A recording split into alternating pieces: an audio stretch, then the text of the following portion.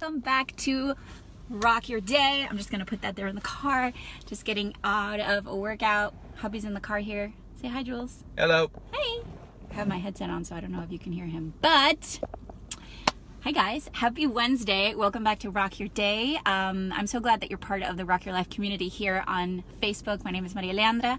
I'm a life and business coach, and my mission and vision in life is to help amazing, driven women just like you to achieve a whole different level of success by really combining your sense of ambition with your intuition. So I talk about all things mindset and also sprinkled with some magic, because why not? And this whole week I've been talking about, I've been doing a mini training on what it means to have the sense of balance of doing all the things. And it's a question I get asked a lot. It's a question I hear a lot often from women. So I wanted to dedicate a whole week of content to that. On Monday, I talked about how to get clarity about the things you want, so go check out that video.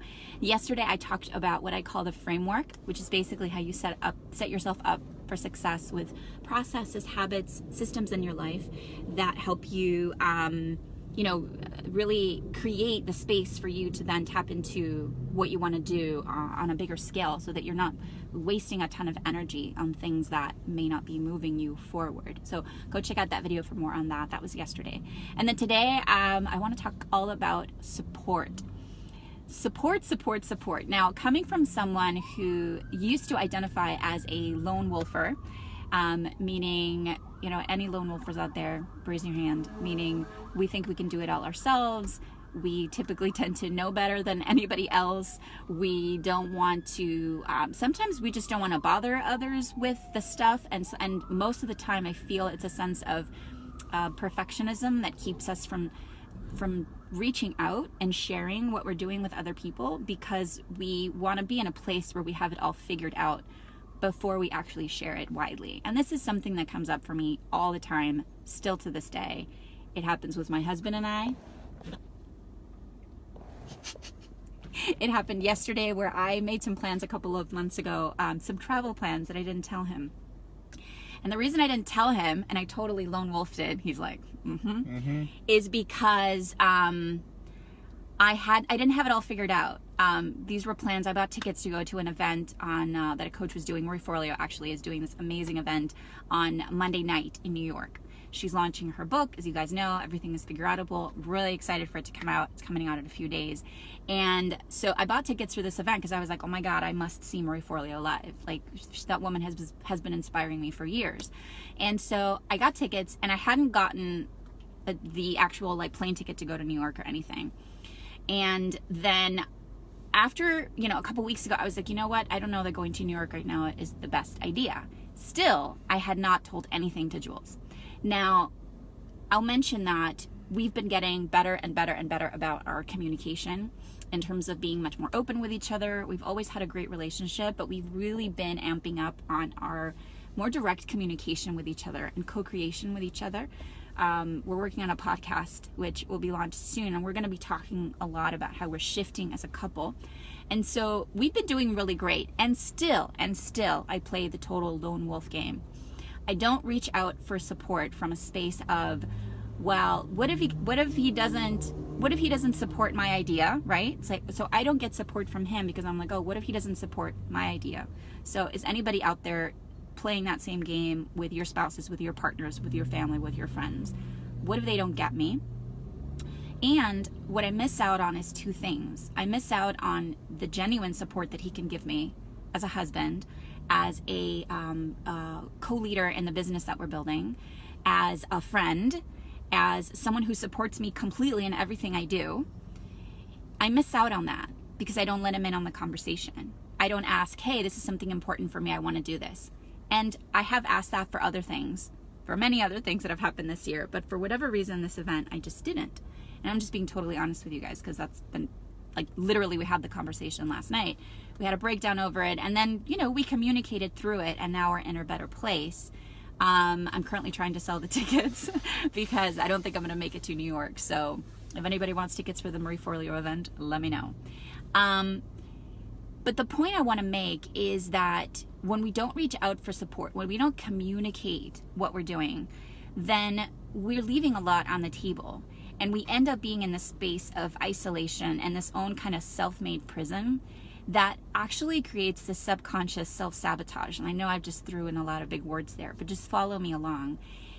Basically, what you're doing is that by not articulating what's important to you, and this happens with your spouse, this happens with your friends, this happens with your parents, this happens with even your children's caretakers, like whoever you're not fully articulating what you need, what you want, what's important for you, and how you can be supported in the process, then you're closing off the doors for great communication to happen. You're closing off the doors for possibility, and you're creating a sense of resistance that is ultimately just going to take you in the backwards direction, which is what we want to avoid.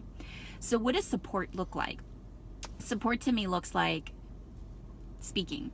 It looks like having the courage to communicate what's important for you, asking for what's important for you, and having that reciprocity to not only support others on their journey, but to be open and receptive to being supported yourself. Lone wolfing it means that you have this sort of I got it attitude. I got it. I've got it figured out. I'm not going to bother anybody. I'm not going to tell them until I have it all set in stone, and then everything's going to be fine. Meanwhile, stuff can break down. Like serious, things that could be avoided. So support looks like communicating. It looks like practicing a more direct line of communication. It looks like being open to feedback. And it looks like having creating a space to really set yourself up for success and negotiate with the people that are close to you. What's important for you. Hey, mommy. I love you. My mom is always my #1 fan. She's always here watching. Te quiero mucho. So I'd love to hear what your take is on support. This is one of those topics that isn't like sexy to talk about. And even as I was like, oh, I'm going to talk about support today. Well, it's kind of like, meh. And yet, how crucial is it? Think about all the areas in life where we need to be supported. Some of the things that come to mind. School. So our son Skylar, he's going to be 3 in October, and we had to put him in school pretty early on because I was working full time. Obviously, Jules was working full time, and we made the decision that that's what was best for our family. It's just what we wanted to create. So many other parents are on that same boat. And at first, I had this resistance because I thought I was supposed to take care of Skylar. I had this whole thing with like, oh my God, I'm going to be away from him. After I noticed the incredible benefit of putting him in a wonderful school environment that was so supportive to me, to my husband, then I was like, wow, this makes a huge difference. I see a lot of moms that create a lot of resistance for themselves around this idea of getting care for their children. And sometimes it looks like they just don't put their kids in a care situation because they want to take care of them themselves, while they still want to create time to work on their businesses or work on their lives. So ask yourself, what are you potentially leaving on the table by not being fully open to having someone else support you along the journey? This looks like, chores at home. This looks like creating a system and a structure where you don't feel like you're doing it all alone. But the real true shift is not just in asking for the support, but it's in the mindset of being fully open to receiving it. So I'd love to hear what you have to say about this one. I think it's a good topic to dive into. So let me know what comes up for you. And let me know if you have any questions for me to cover in the next couple days. Tomorrow we are talking about resilience. So how to dig deep so that we can move through any potential breakdowns in our path to balancing life, to doing all the things that we want to do. And then on Friday, we're going to wrap things up. I'm going to talk a little bit more about the power of mindset, which is really the foundation for everything that we want to create in life. Mindset, intention. All right, I think that's it for today. I have, we're going to go get some breakfast now. I'm wishing you guys a beautiful, beautiful day. Sending you all my love. Go on and rock your life. Los quiero. Bye. Mwah. Say bye, babe. Bye.